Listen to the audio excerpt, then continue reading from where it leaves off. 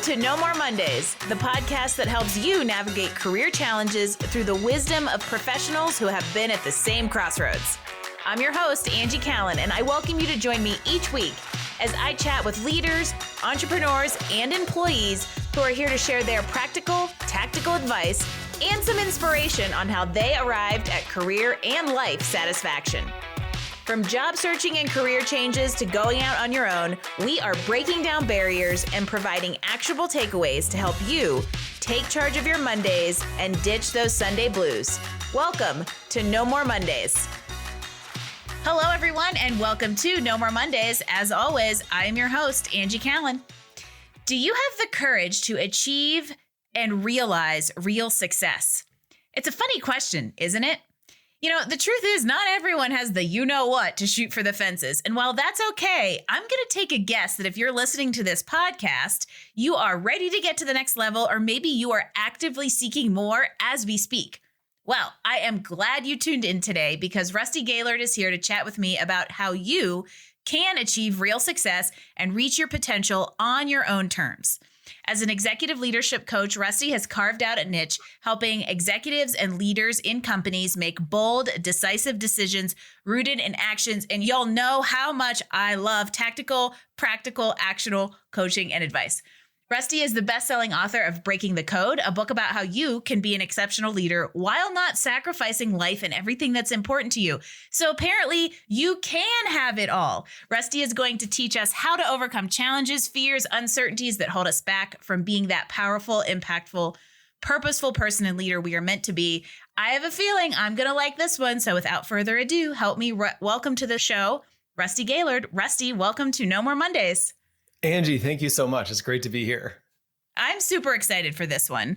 And we're going to get into kind of all little things, but let's kind of set the stage and get a snapshot into, I would say, the Reader's Digest version of your career. I know there's kind of like a pivotal moment in there, a turning point. It had a big name attached to it that seemed to turn the tides on your career trajectory. So give everybody the little elevator pitch on exactly where you were and how you got here. Yeah, I want to just start off by saying I'm somewhat of an unlikely entrepreneur because I went to business school at Stanford during the dot-com era. So I came out here into California in 1999 after starting my career in engineering. I was an engineer in college. I worked at General Electric as an engineer, figured out I don't really like engineering. I loved studying it, but I don't like practicing it. So I moved away towards finance operations, came to California for an MBA in 1999 in the height of the dot-com craziness. 2/3 of my classmates were starting a business or, involved in a business in some way. And it was like startup mania out here. And what I figured in that point was like, well, geez, everyone else is doing it. I got to try it. So I went and I worked at a startup and it was kind of cool. But what I figured out, I actually like working at big companies. So after I left Stanford, I graduated and I worked at PG&E for a couple of years and then moved on to Apple. And I ended up spending 14 years at Apple. So my corporate career at this point consists of 3 enormous companies. And if I was really lucky to have joined Apple in 2005, pre-iPhone, and I was there in operations and then in finance. I led the sales forecast globally for all of Apple, for all the products, in the years after the iPhone was announced. So rapid growth, massive expansion, building out a team, super interesting time to be there. Big successes, big failures in that job. And many years later in 2019, I decided to leave and start my own business. And to me, that was never in the cards for me. It was a total change in direction. And that's why I say I'm somewhat of an unlikely unlikely entrepreneur, because I grew up in a family where my dad worked at a big company and worked in the same company for 35 years. And that was what success meant and looked like in my head, as well as explicitly from him. And then I went off and started a business. So it was kind of a surprise, actually, that I got there. It's so interesting to me how I also think our generation is the one who got to experience that kind of bigger market shift where we started our careers still in that time and the expectations of our baby boomer parents that you were going to do the same thing for the same 30 years that they did.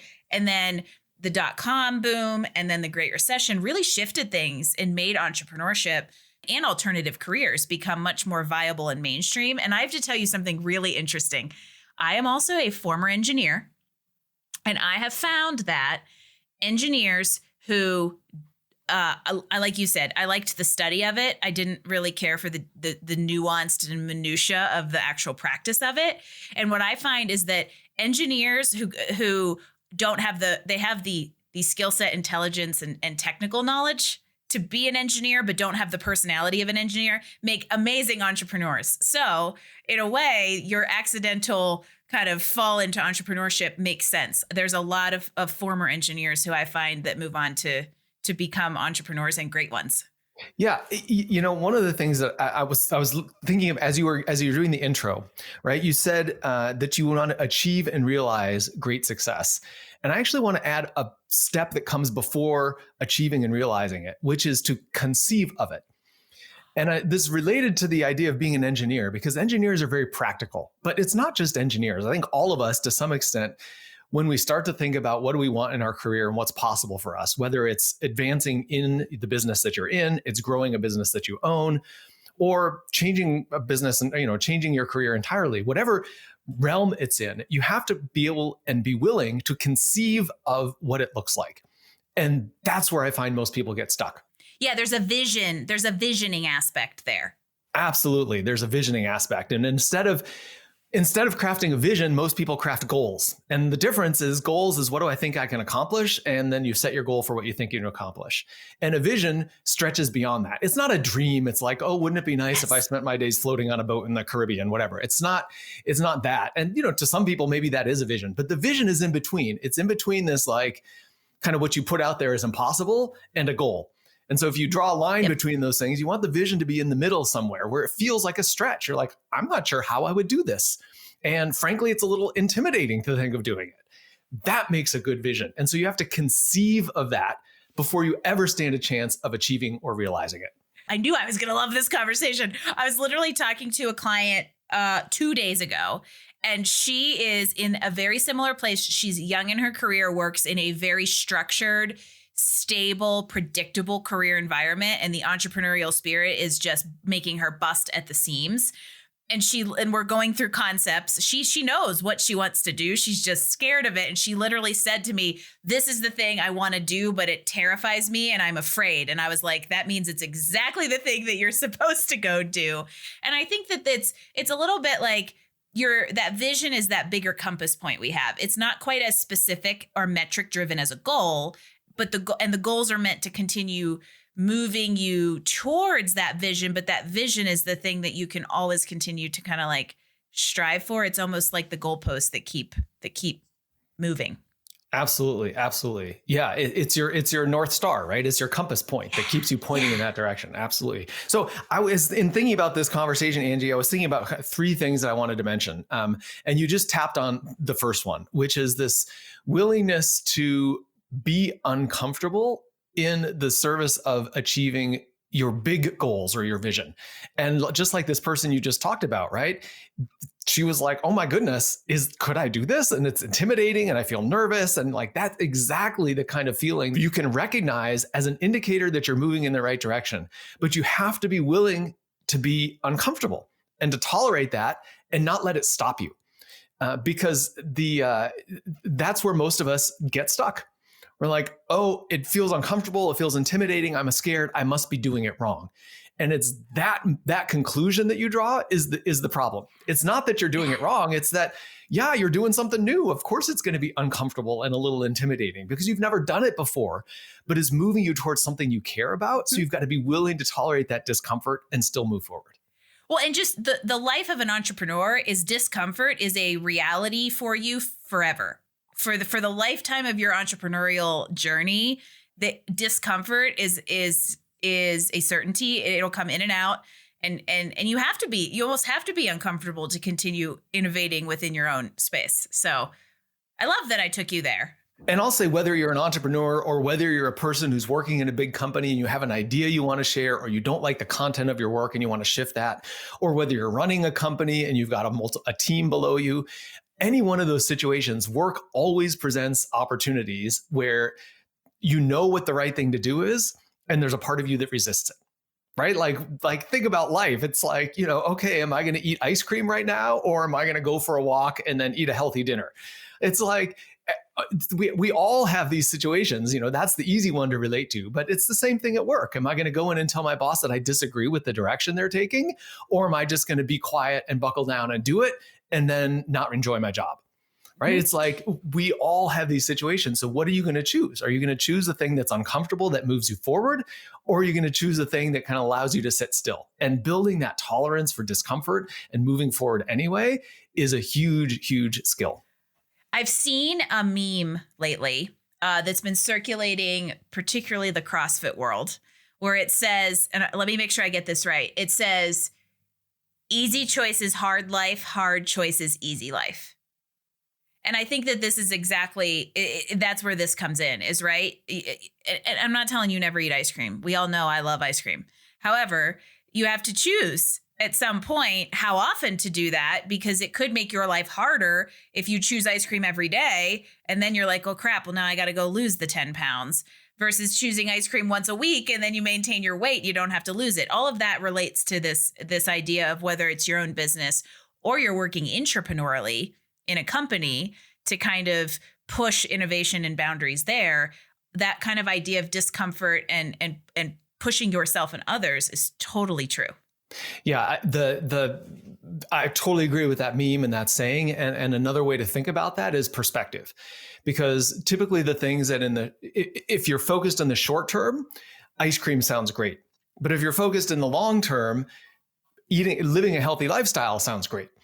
And it's the same thing at work, right? If you're focused in the short term, just saying, well, I'm just going to keep my mouth shut and buckle down and do what's being asked of me is the easier path, frankly.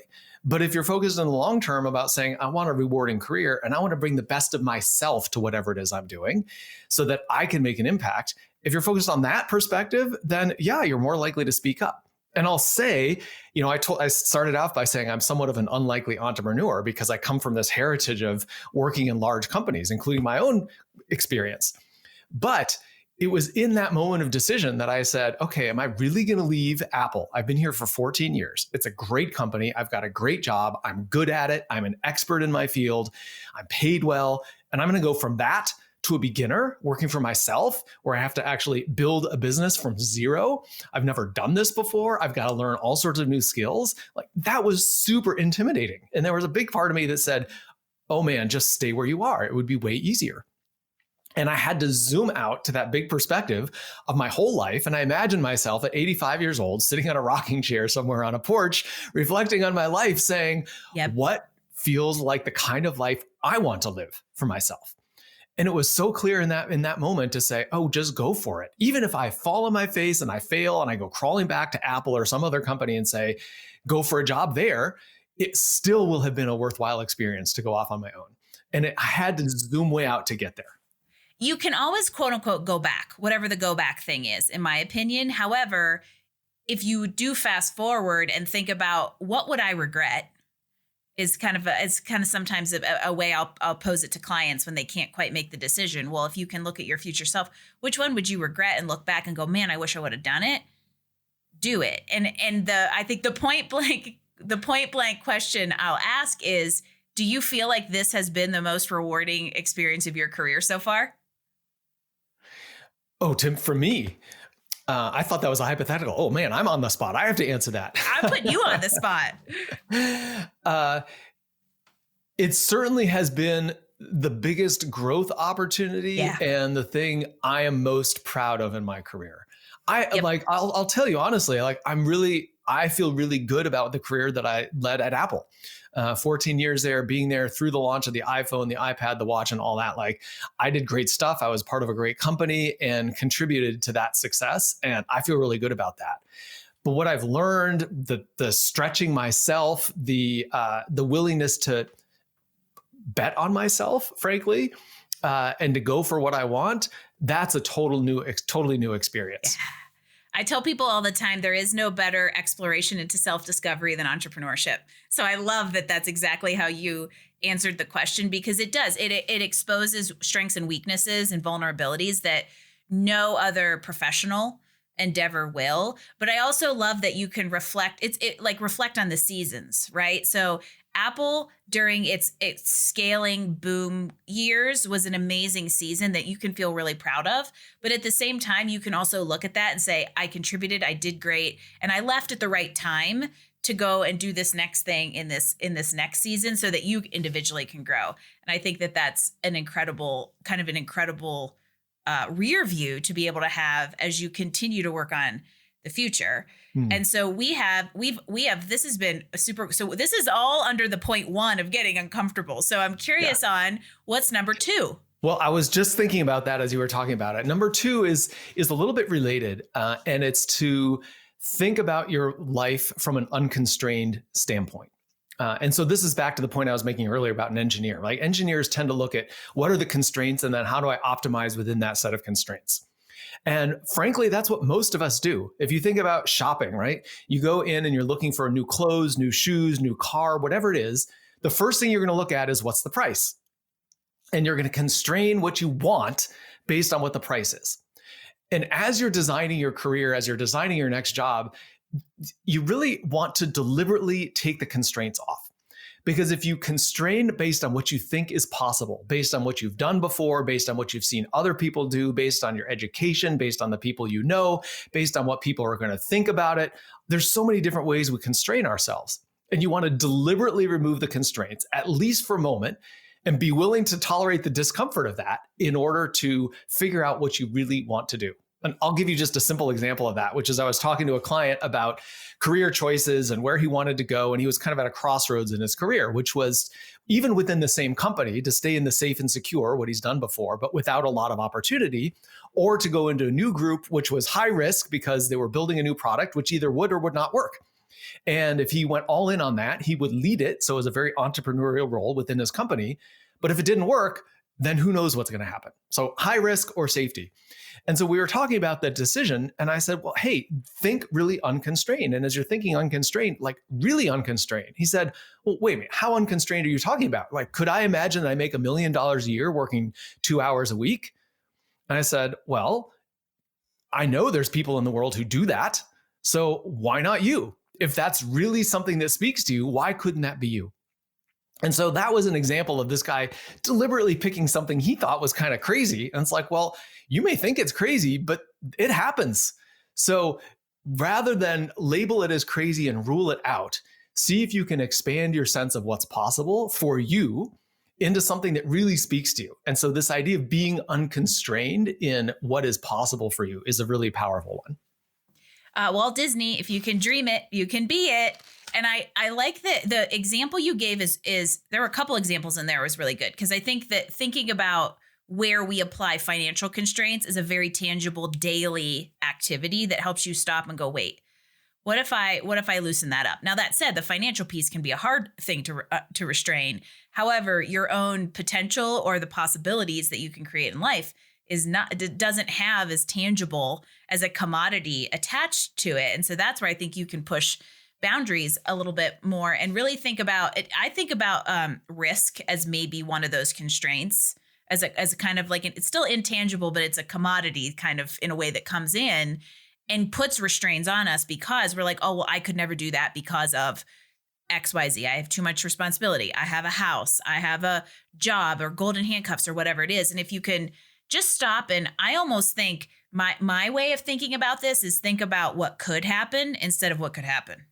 Yeah. Right. We oftentimes think about the like, if you really work through a worst case scenario of Rusty says in 2019, I am going to leave Apple after 15 years and I'm going to go start a business. What is the worst thing that happens? Right. Especially because you're starting a business that is not high overhead, high startup costs. Financial risks are fairly low.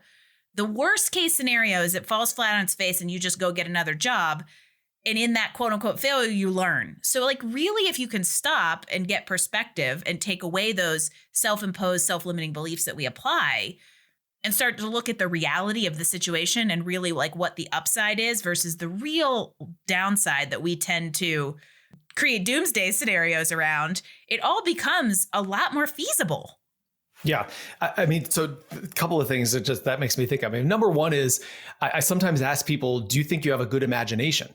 And oftentimes adults, sometimes some people say yes, but oftentimes adults say, no, not really. It's like, I'm not that imaginative. But when you present a situation like that, people's imagination is great at imagining all the ways it could blow up in their face and be really problematic. So we're really good at imagining bad things. We're just not good at imagining good things. So take that same capability and redirect it towards how good could it be and how well could it turn out if you were to take this action and make this choice. You would be so surprised how often I'll say to somebody who maybe they want to change careers or maybe they just don't love their job. And I'll say, well, if you could really go have the job you wish you could have, or you could do anything you wanted to do, or what did you want to be when you were a little kid? The number of times that ends up becoming a small or maybe significant element of like career planning or a future possibility, simply because someone outside of themselves gave them the permission and a perspective to think about how that could apply to reality in a different way is amazing. And that's what you and I are both kind of encouraging everybody to do. Yeah, absolutely. Absolutely. And the other thing I'll say is that most people tend to discount the cost of inaction. Right. So we tend to think about the cost of taking action. Like, what if I take this action and it doesn't go well? We focus on that, but we don't focus on what is it costing us not to take action, because there's a cost to that. It's, that could be a financial cost. It could be an emotional cost. It could be just a cost of your overall satisfaction and vigor and energy and an engagement with life. And in the end, that's what life is. So, it's worth looking at what is the cost of not doing anything. Oh, I love not doing anything is a conscious choice. FYI, newsflash, sit on that one for a second, everybody. Not doing something is a conscious choice. And this is a great, great, great idea. If you even, let's go back to the financial example, time value of money. Let's say Rusty and I are going to coin a new term today, time value of action.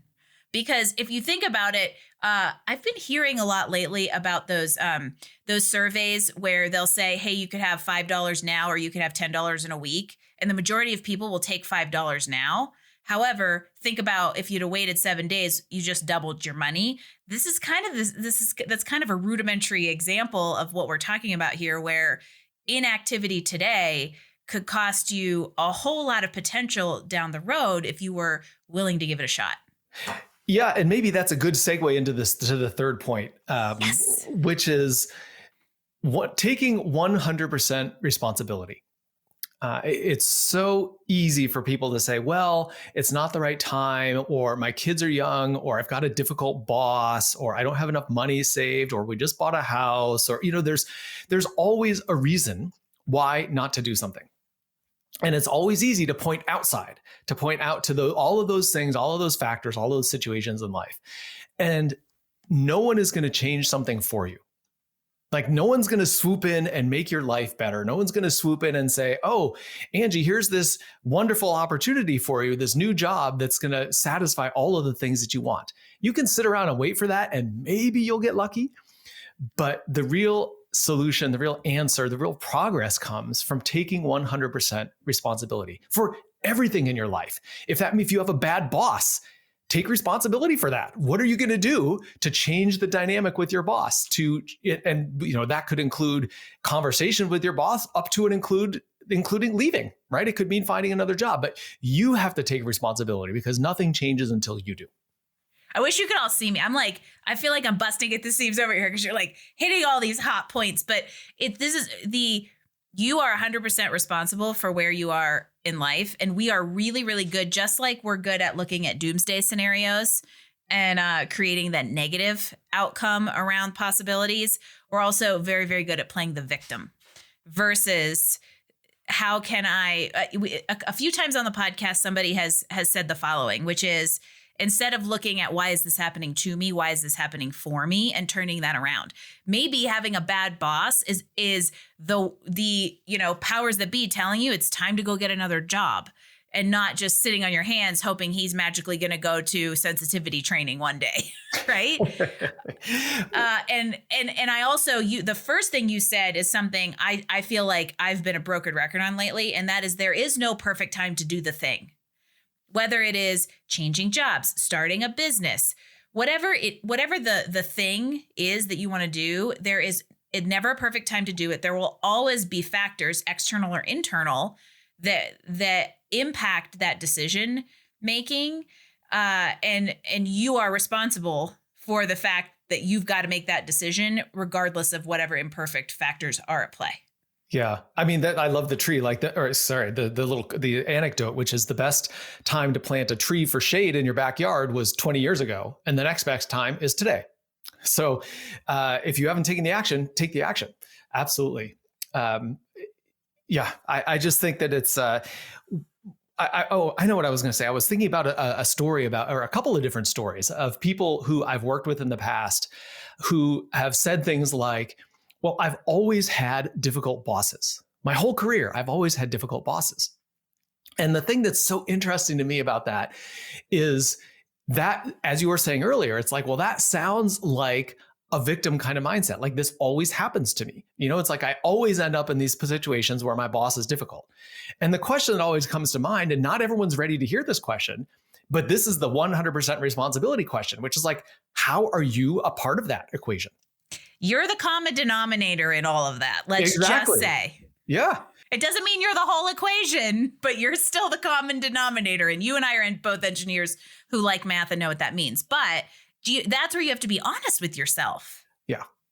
Yeah. And I'll say some people are not ready to hear that. But I'm hoping for the listeners out there, you just look at your life and look at those places where it's like, yeah, this keeps happening, or I'm stuck in this way, or I don't like this aspect, right? So it's willing to take 100% responsibility and say, okay, I don't like this thing, but if it's going to change, it's going to be me who's going to change it. Be willing to think about that from an unconstrained standpoint, rather than like, hey, what is an incremental step that's going to be a little bit better than this? Think unconstrained. Like, what does total success look like? What if you flipped that from something that's unsatisfying to something that you love in your life? What would it look like to be there? And then be willing to be uncomfortable enough in that process to say, okay, it's going to be uncomfortable because it's new, it's different, it's a change. But if you're willing to be uncomfortable and tolerate that and take some action towards it, now you're starting to actually make progress. And that's the way you create change in your life. You just set me up so perfectly, because we're going to start talking about actions. Because, one of the other things I think is interesting about engineers who become entrepreneurs is because we have the practical, logical, algorithmic way of thinking, we also tend to root our approach to entrepreneurship in a very practical, outcomes-based action way. So you and I both love action. So let's give everybody some, let's say, practical tools or resources or ideas on how we can lean into these. So just to recap, I tossed my whole show flow and Rusty made it for me. This is the best kind of guest. So what we have talked about is if you don't like where you're at, you want more, there's more, and you just feel a little trapped, get uncomfortable, think about life without constraints, think about the possibilities, and take accountability and responsibility for your situation and the fact that you have a choice. So if that's our kind of, let's say, mindset that we want to wrap our heads around, how do we start taking action towards that? What are some practical steps, tools, or things that we can do? Yeah. So in my book that you mentioned in the intro, Breaking the Code, and I'll just briefly about the name of the book, Breaking the Code, is the idea that we've all been programmed, right? We have a habitual way of thinking and looking at the world. And it's like you've been programmed. And so it's like the program is like your code and you operate according to the code. And if you want to make a change, you've got to break the code and step out of that. So one of the ways I give to do that is this idea of the zone of possibility. And you want to get into the zone of possibility. And there's 3 elements to that. Number 1 is quiet. You need to step away from the noise of your life. And that's the external noise, your phone, your computer, your family, all of the things that come at you. So you need to step away from that. But it's also the internal noise, right? So step away from your desk, step away from your house, go outside for a walk, sit under a tree somewhere in a park, but step away. So that's the idea of quiet. The second idea or element that you need for this zone of possibility is heart. Many of us, engineers especially, are very intellectual kind of people. Yeah. We're head people.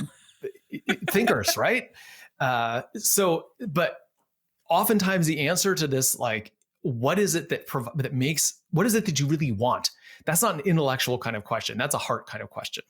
The example I give is like going into a restaurant and asking for nutritional analysis of everything on the menu because you're going to analyze the nutritional content and then based on that, pick what you're going to eat. Like nobody does that, right? That would be an intellectual approach to choosing something in a restaurant. Don't try to take the intellectual approach to figure out what's next step in your job and your career. Take the heart-based approach. What are you hungry for? What do you want? And then the third element is courage, right? We've talked a little bit about this idea of tolerating discomfort. You mentioned courage in the intro. Courage is a willingness to be uncomfortable, a willingness to face something that creates a little bit of fear and discomfort and say that's the right direction rather than the wrong direction. So find a place of quiet, listen to your heart, and have the courage to actually listen to what it's saying to you. And those three elements are the key that put you in the zone of possibility to get some ideas. Well, and I want to dive into the heart piece for a second, because I think that's really pivotal, because to me, it goes back to the third thing we were talking about that kind of like responsibility and accountability. And also even get under the unconstrained piece, because I think we get that when you hear people say get out of your head, to me, that's what it means, is that we're like overanalyzing. Analysis paralysis is like a big thing in society now. And so like, and allowing your intuition to guide you and to allow it to have a voice. And so I feel like if you think of it that way, and then you give yourself that environment of a little bit of a courageous, less limited mindset in that quiet space where you can get all those things to connect, that can be really powerful. It's funny. We're huge adventure outdoor people. We're mountain folk. And years ago, when I first started Career Benders, I literally went down to the river. I set up like an old school, before phones had a 14 megapixel camera on them. And I did this little video about why you should get outside to consider what your goals and the possibilities are. And your environment can be hugely impactful to that. And I also want to bring in the practical piece of kind of like journaling and putting pen to paper as a way to get this out of your head as you listen to your gut and your heart more than your head. Absolutely. And I'll actually offer, I've got a little worksheet that helps you walk through this process. So I will offer that to anyone listening just as a free gift. And so we can figure out how to get that in the show notes or put a link there. So we'll put it on the show notes. Absolutely. What I think is interesting, and I'm wondering if you're similar because of that kind of logic brain that comes into play as a former engineer, is I'm not fantastic at blank page. And that could be a literal blank page or the figurative blank page of like, okay, I'm going to go think about and envision my future. And I'm like, there's nothing in there right now. So I find prompts to be super helpful to really getting the juices flowing. And that's what it sounds like this is. Yeah. Yeah. Hey, this is not directly related, but it's connected to what we've been talking about here, which is I want to introduce two ideas. What is this idea that if you look back on your life, for all of us who are here listening to this podcast, if you're here listening to this podcast, you have made it. You have landed on your feet. All of the junk that's happened in your life, all the difficult situations, all of the challenges, all the obstacles that have shown up in your path, you have managed to navigate them in some way or another, and you're here. And if you can take that belief, and I'll even use the word faith, and not in a religious sense, but like faith in the sense that like it's going to work out for you. And if you can bring that faith forward and bring that into the future, as well as recognizing it in the past, that could be a huge asset to you as you contemplate taking these next steps, because they are uncomfortable. You're going to go for something you've never done before, whether that's going for a promotion or having a conversation with your boss, leaving and becoming an entrepreneur, whatever direction it is. Have that faith that it's going to work out. You may not know exactly how it's going to work out, but you're going to land on your feet. You're going to be okay. And if you can rest in that, and by the way, nature, I think, is a great way to bring out that sense of possibility and that faith and belief that life moves on and everything is okay. That's really going to serve you in this process. Well, and if you just look at, even if we go back to practical for a second, it always has worked out. Yep. Right. And we're so good at getting those scenarios and overanalyzing things and all the bad that can happen. We convince ourselves it therefore won't work out, even though history tells us every single time it has. And even if you don't know exactly in the moment how it's going to work out, or even sometimes it takes a couple years to be able to say, oh, now I know what that was setting me up for.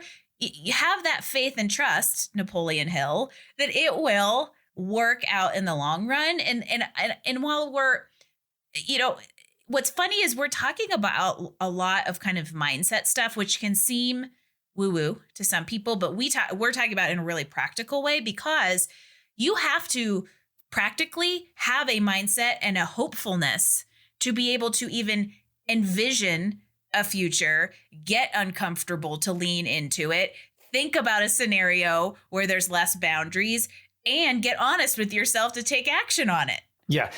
And I want to just pull another example out of my book here, which is, if you, again, breaking the code, it's kind of built on this an analogy of thinking about your phone, right? Your phone, you've got an operating system on your phone, and then you install apps. And what you care about is the apps, because that's what allows you to take pictures and contact people and do social media, browse the internet, whatever.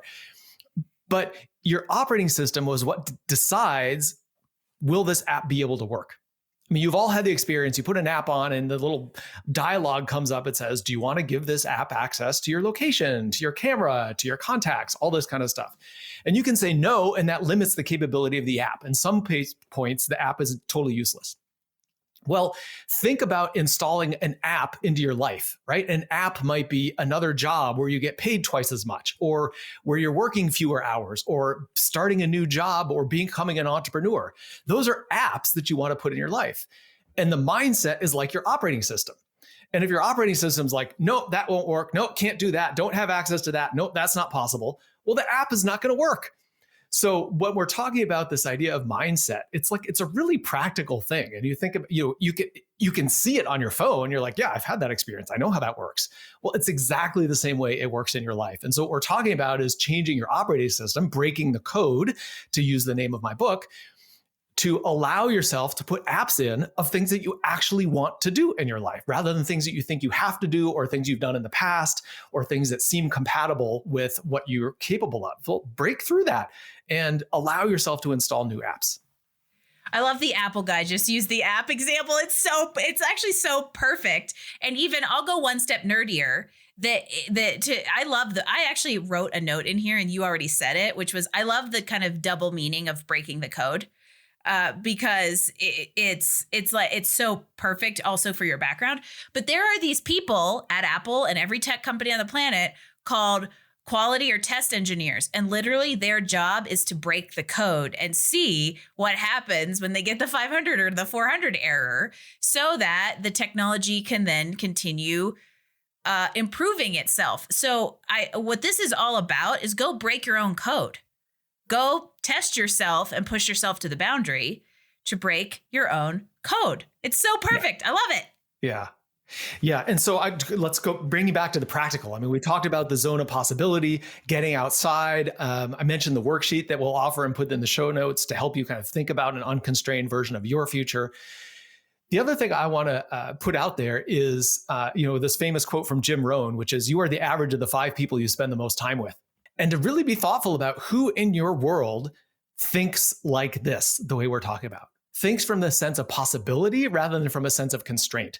Thinks from the sense of faith that you're going to land on your feet, that you're going to be okay, even if you can't predict exactly how, that you're going to be okay, that supports you and helps you think in that perspective. Because honestly, there used to be, 50, 100 years ago, there used to be a much more cohesive sense of community and involvement, whether that was civic organizations or religious institutions or different ways that people were plugged into society. And now a lot of that has kind of become more limited to work, home, and social media. And so go out and think about, where can I find an environment that supports me in thinking this way? Because you said earlier, Angie, like our environment has a huge influence on what we think about. And it's totally true. Like if I want to do something creative, I don't sit at my desk, because when I'm sitting at my desk, it's much more about getting stuff done. But if I want to be creative, I go somewhere else. And it's the same idea. If you want to be creative and be supported in this pursuit of an unconstrained, 100% responsible and somewhat uncomfortable journey, find an environment, find people, find a community that is thinking in the same way that can support you. And I just want to tie that into CrossFit, because CrossFit is kind of the same thing in the physical realm. So find the same thing for you in the work or career realm. I love that. That's so good. Abundance versus scarcity mindset is another term for kind of this idea of constrained versus doomsday. But it is amazing what happens when you surround yourself with people. And it's not like you're just magically going to drop into a meetup event and find, all of the four that are missing in your life. But if you're intentional about who you spend your time with and seeking the people you spend your time with, it will come in. And to tie this back to the book, it's a great place to start. You get Rusty in Pages, right? Surround yourself with Rusty's book. So, as we could, because I think this is a good point. I want this to be a 5-hour podcast because there's so many different things we could talk about. So let's kind of start spinning towards, like wrapping up and telling everybody how we find you. How do they get the book? We're going to share all of this at nomoremondays.info, but give yourself a shout out and tell us how we follow along in all your wisdom. Yeah. So the best place to connect with me is my website. It's rustygaillard.com, and there'll be a link for that in the show notes. The book is on Amazon. It's both, you can order it, you can read on Kindle, you can get an audiobook. It's Breaking the Code. And if you search for Breaking the Code Rusty, because there's a few books by that name, it'll come up. And I'm also on LinkedIn regularly. So happy to connect with and engage with anybody on LinkedIn. And I'd love to hear from you. So if you've listened to this, drop me a note and let me know what resonated with you, what you're going to do. And I'd be happy to share additional tools and resources with you. And Rusty's a new member of my LinkedIn community. He and I will fill up your newsfeed. So follow us on LinkedIn. And when he and I say things like connect with us, reach out, give us feedback, tell us how we help you, we actually mean it, because this is why we do what we do. And it's helpful to know, like, when somebody says, I listened to your podcast, without even knowing which episode it was or what they got out of it, I'm immediately like, oh, thank you. Right. So we really mean it when we say reach out, because there's a reason that we spend our time doing the things we do. And please let the madness in our head go somewhere.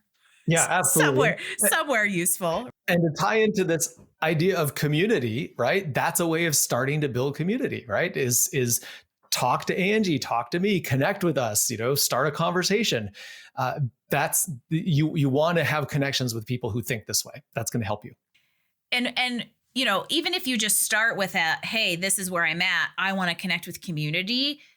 People like us, or the people that you go and reach out to, will get you plugged in as well. So I think let's add I don't know if it's a fourth or a seventh tip to all of this. You don't have to do this alone, everyone.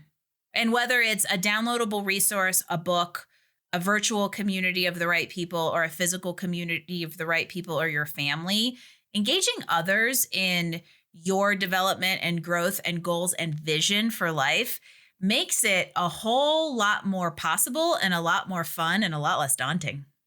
Yeah. And I just want to put a plug in for the value of a good coach, because a good coach brings you three things. They bring you structure. They bring you stimulation of new ideas and different ways of thinking and different perspectives. Hopefully you got some of that today in this podcast. And they give you support, right? Someone who's there supporting you in taking the next steps. So if you find a good coach who can bring you those structure, stimulation, and support, that makes a huge impact in helping you move forward. I know it has for me. And I don't say this because I am a coach. I say this because I've had good coaches. And those are the things they bring to me and help me to move forward. That was a great commercial for us, Rusty. Even if I agree with you, once you experience coaching, that all kind of makes sense. So again, don't do it alone. And let's top off all of the advice that's floating around this episode with kind of one more pearl of wisdom.